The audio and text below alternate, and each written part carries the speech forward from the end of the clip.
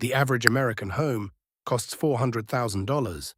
The properties on this list cost more than some countries' GDP, and according to the agents who sold them, the buyers barely negotiated.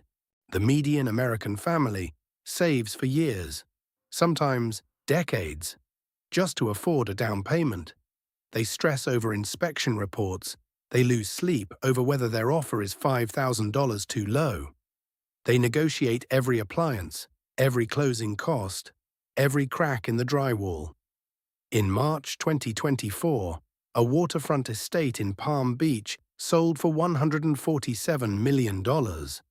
The entire transaction, from first showing to wire transfer, took less than 2 weeks.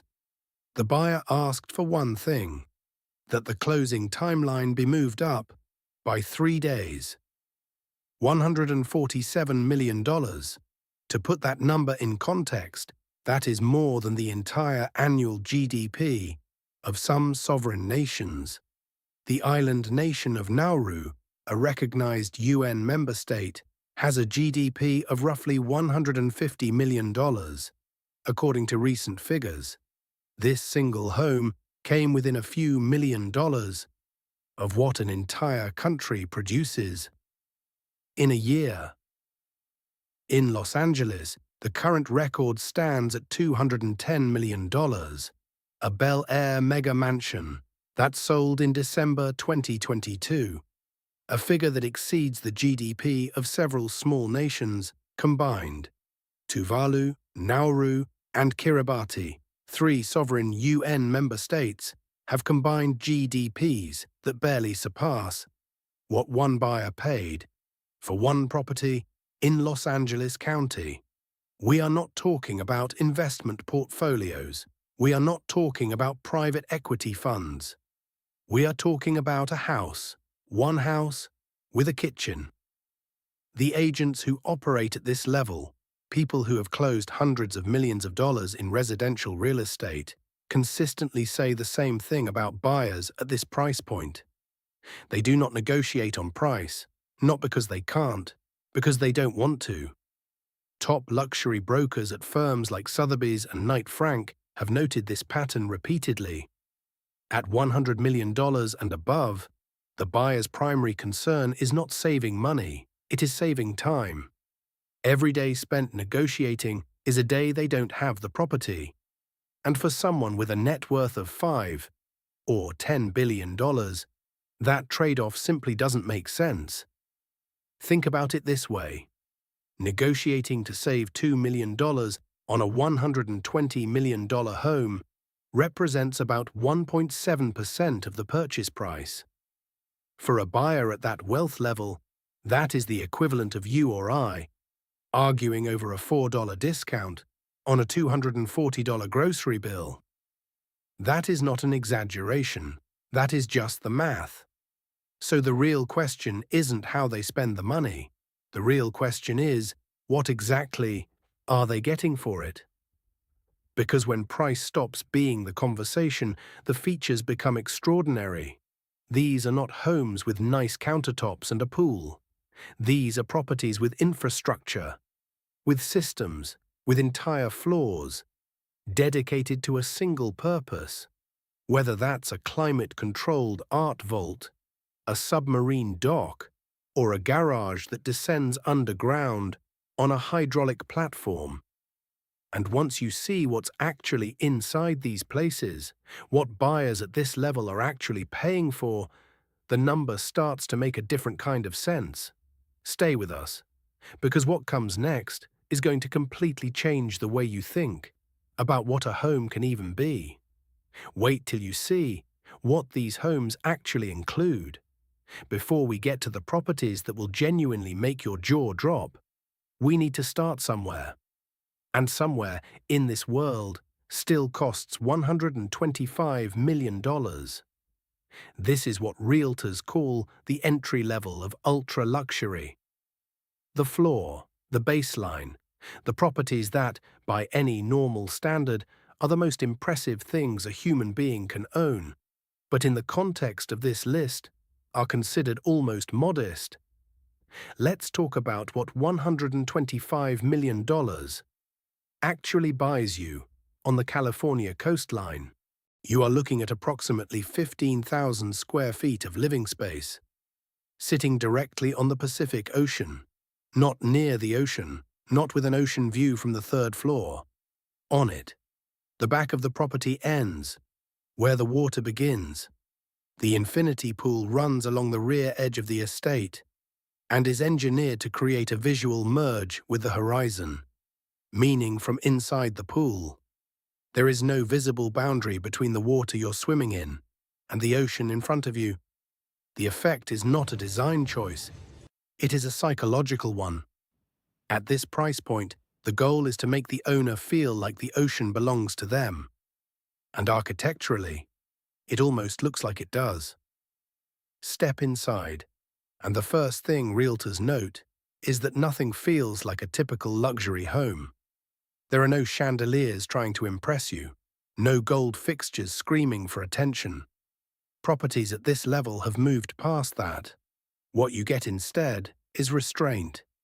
Materials so rare and finishes so precise that the money is invisible until someone tells you what things cost. The primary suite alone spans over 3,000 square feet. That is larger than the average American home we mentioned at the start of this video. And it is one room. The private cinema seats 18 people in fully reclining leather chairs with acoustic wall paneling, custom-tuned by a sound engineer. Not a home theater system from an electronics store.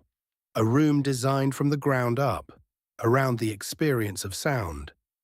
Then there is the technology layer, and this is where properties in this range start to separate themselves from anything you have seen in a regular luxury listing. The entire estate runs on a unified smart home system, built on platforms like Crestron or Savant, that controls hundreds of individual functions: lighting, climate, security, audio, window treatments, pool temperature, kitchen appliances, exterior landscaping, irrigation, all from a single interface. The system learns the owner's patterns within the first 30 days and begins automating preferences without being asked.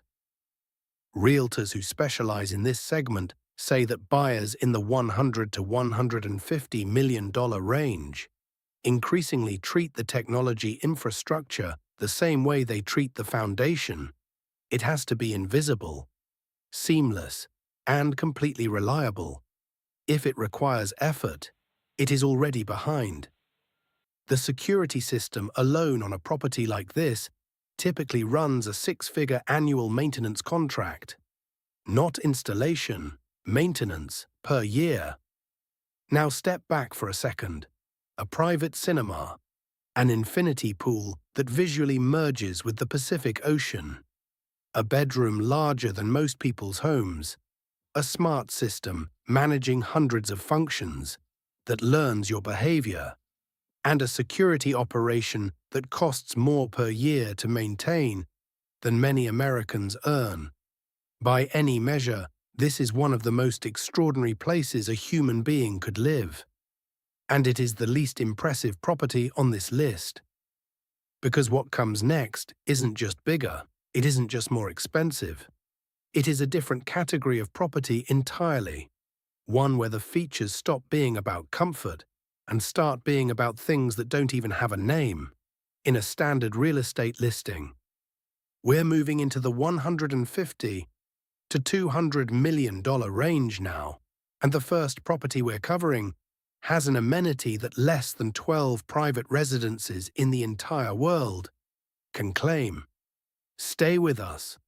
Not a walk-in closet, not a dressing room, a closet designed, engineered, and built from scratch at a reported cost of $4 million. Just for the closet. Floor-to-ceiling Italian marble, motorized rotating racks that bring clothing to you, rather than requiring you to walk to it.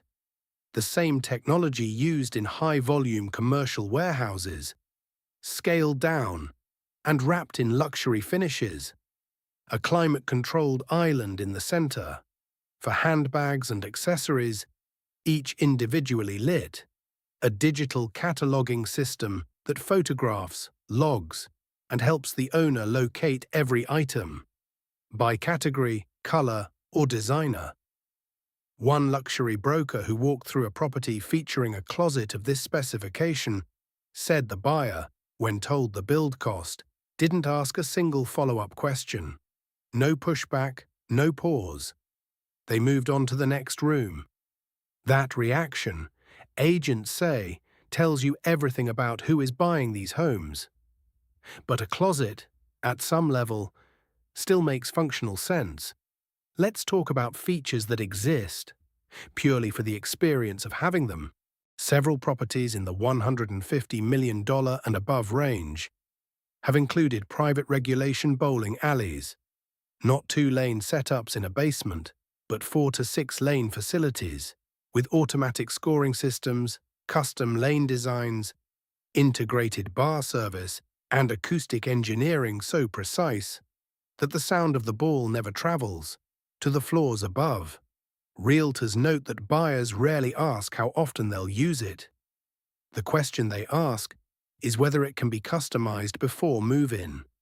Color of the lanes, logo on the pin deck, type of seating along the back wall. It is not about bowling. It has never been about bowling.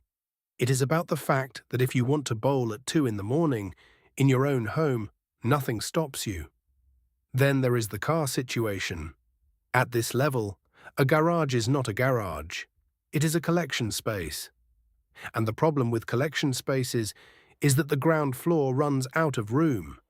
The solution in several ultra-luxury properties across Beverly Hills, Manhattan, and Miami is a hydraulic car elevator, a system that moves vehicles between floors of the home, allowing the owner to stack their collection vertically. We are talking about a mechanical system embedded inside a residential property that can lift a $3 million Bugatti from the basement level to a glass-walled display floor, visible from the main living area, so the cars become part of the interior design. One realtor described showing a property with this feature to a prospective buyer who owned 22 vehicles. The buyer's first question was not about the elevator's weight capacity. It was about whether the display floor had enough natural light for the paint finishes to show correctly. They were not questioning the feature. They were already planning which cars to put in it. And then there are the properties that stopped even the most experienced agents mid-tour. A growing number of ultra-luxury estates, particularly in Los Angeles and Miami, have been built or retrofitted with fully operational indoor nightclubs. Not a room with good speakers and dim lighting. A soundproofed, professionally designed venue with a DJ booth, a dance floor engineered for acoustics, a fully stocked bar with a dedicated service area, professional lighting rigs on a programmable grid, and in some cases a VIP section separated from the main floor. The same infrastructure you would find in a club charging $30 cover inside a private home. One broker who listed a property with this feature recalled the moment a buyer walked into the room during a showing. There was a long silence. Then the buyer turned around and said, "Can we just stay in here for the rest of the tour?" They made an offer the same afternoon. And here is what ties all of these features together: the closet, the bowling alley, the car elevator, the nightclub. In every case, realtors said the same thing. The buyers never questioned the price of any individual feature, not once. Because at this level, the features are not selling points, they are expectations. And we haven't even gotten to the properties, where the features don't have a name yet. At this point, you might be asking a reasonable question. Why? Why does any human being need a $150 million home? Why a bowling alley? Why a nightclub inside a private residence? Why a closet? That costs more than most people's entire net worth. The answer, according to every realtor who operates at this level, is that need has absolutely nothing to do with it. Let's start with the most obvious reason, and the one that people in this world will rarely admit to directly. Status at the billionaire level does not work the way most people assume. It is not about showing off to strangers, it is about signaling to a very specific, very small group of peers. Other people who understand exactly what a $150 million property means, what it takes to acquire one, and what it communicates about the person who owns it. When you are worth $5 billion, a $10 million home does not signal success. It signals restraint, in the wrong direction. The property is not just a place to live. It is a data point in a social ecosystem where the stakes of perception are extraordinarily high. Realtors describe this dynamic consistently. Buyers at this level are acutely aware of what their peers own. The purchase is never made in isolation. It is always made in context. But status alone does not justify 9 figures. There is a financial logic underneath all of this that makes the math more rational than it first appears. Ultra-luxury real estate in premier US markets, Malibu, Palm Beach, Manhattan, Aspen, has historically appreciated at a rate that outperforms many traditional asset classes. Over long holding periods, the supply of oceanfront land in California is not increasing. The number of buildable lots in Palm Beach is not growing. When supply is structurally capped and buyer demand among the ultra-wealthy continues to rise, prices move in one direction. Buyers at this level are not just purchasing a home. They are parking capital in one of the few asset classes that simultaneously generates lifestyle value and long-term appreciation. The property holds value while they live in it. That is not a feature most investments can offer. And critically, because these transactions are almost always all cash, there is no interest rate sensitivity. When the broader housing market slows, ultra-luxury largely insulates itself. These buyers are not affected by mortgage rates. They don't have mortgages. Then there is the reason that rarely makes headlines, but that realtors say is increasingly the primary driver for buyers above $200 million. Privacy and security. At a certain level of wealth and public profile, a standard luxury home becomes a liability. Gated communities are not enough. Hotel suites are not enough. The only solution that provides genuine control over who gets near you, your family, and your information is a private estate with the infrastructure to enforce it. We are talking about biometric access systems, 24-hour on-site security personnel, vehicle screening at the perimeter, communications infrastructure that operates independently of public networks, and in some cases, safe rooms built to withstand sustained external threats. This is not paranoia. For a CEO of a publicly traded company, a foreign head of state, or a tech founder with a known net worth and a public address, this level of security infrastructure is a professional and personal necessity. The home is the safest place they have. And finally, the reason that is hardest for most people to internalize. For the buyers on this list, this is not expensive. This is normal. When your monthly investment income exceeds what most people earn in a decade, the frame of reference shifts entirely. A $150 million home does not feel like an extraordinary purchase. It feels proportional. It feels like what someone at their level of wealth is supposed to live in, the same way a person earning $80,000 a year considers a $300,000 home to be a reasonable aspiration. The scale is different. The psychology is identical. This is also why they don't negotiate. It is not arrogance. It is economics. Spending 2 weeks negotiating to save $3 million on a $150 million property means 2 weeks during which their capital, sitting in funds generating 8 to 10% annually, is working harder than the negotiation ever could. The math of saving time always beats the math of saving money at this level. And there is one more factor realtors point to consistently: exclusivity. The moment a buyer begins negotiating aggressively on a trophy property, they risk losing it to another buyer, who won't. At this level, the competition for the best properties is real, quiet, and fast. Hesitation has a cost, and these buyers understand that better than anyone.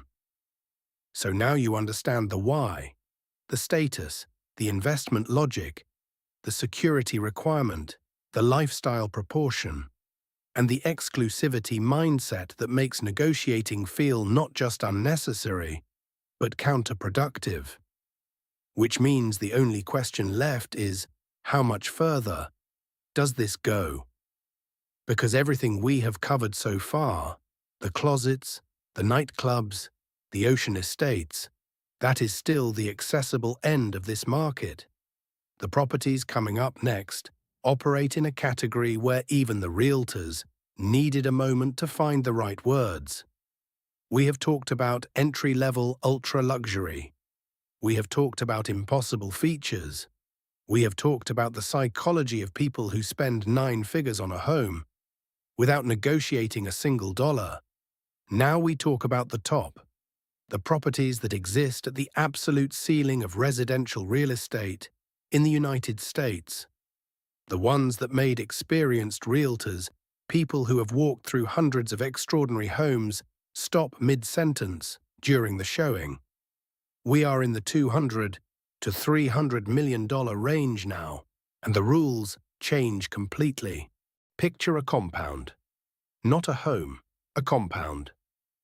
Because at this level, the word home no longer captures what you are looking at. We are talking about properties that span multiple acres, contain more than 20 bedrooms across several structures, and function less like a residence and more like a private institution, the kind of estate that requires a full-time staff of 30 to 50 people just to maintain its daily operations. Groundskeepers, security personnel, chefs, housekeepers, estate managers, an entire workforce whose sole purpose is to keep one family's property functioning. The main residence alone on several properties in this range exceeds 30,000 square feet. That is not the entire compound. That is one building. Within it, transportation at this level does not involve a driveway. It involves airspace. Private helipads on residential properties in the United States are subject to FAA regulations and local zoning approvals that make them extraordinarily difficult to obtain in most markets, which is precisely why having one adds a value that cannot simply be purchased after the fact. The approval itself is part of what you are buying. For a buyer who operates across multiple cities in a single day, a residential helipad is not a luxury. It is a time infrastructure decision. The difference between landing at a private helipad on your own property and navigating commercial airports with a security detail is measured not in comfort, but in hours recovered per week, multiplied across a year. Then there are the features that stop even the language of real estate from being adequate. Several estates in this price range include private lakes, not decorative ponds, but fully stocked, navigable bodies of water, contained entirely within the property boundary, kayaking, fishing, private boat docks, all without leaving your own land. Some properties in the Mountain West and Pacific Northwest feature naturally occurring lakes that were incorporated into the estate during original land acquisition, making them irreplaceable and legally impossible to replicate. and for buyers whose personal art collections rival those of mid-sized public institutions. Some properties have addressed this with a dedicated wing or standalone structure, built and climate-controlled to museum specification. We are not talking about gallery walls in a hallway. We are talking about purpose-built exhibition spaces with professional-grade lighting, humidity control, security systems integrated with insurance requirements, and enough square footage to rotate a collection of hundreds of works.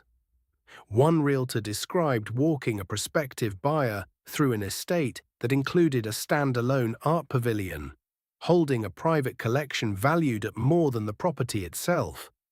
The buyer's first question was whether the pavilion could be expanded. Here is where we land.